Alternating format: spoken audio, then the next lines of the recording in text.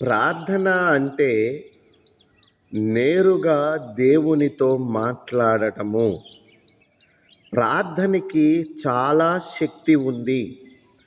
ప్రార్థన అపవాదిని జయించే జ్ఞానాన్ని, శక్తిని ఇస్తుంది. ప్రార్థన అపవాదిని నీ కాలి కింద గలిగే శక్తిని నీకు ఇస్తుంది. ప్రార్థన పరలోకానికి చేరుకునే మార్గం చూపిస్తుంది. ప్రార్థన పరిశుద్ధంగా బ్రతికే అవకాశము మనకి ఇస్తుంది.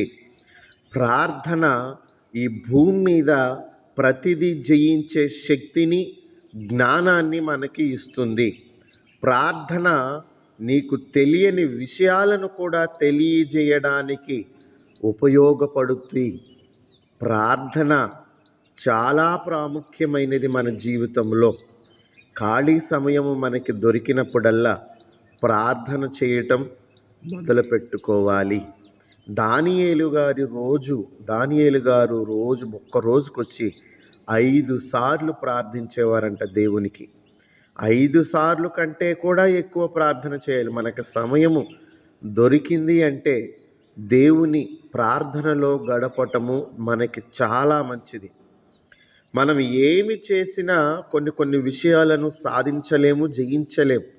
ఎంత మొండి సమస్యనైనా, మొండి ఇబ్బందులైనా ప్రార్థన ద్వారా మనము జయించగలం. ప్రార్థన అంటే నేరుగా ఆ దేవునితో మాట్లాడటము. ఆ పరలోకమందున్న తండ్రితో మనము సంభాషించడం అనే విషయం గురించి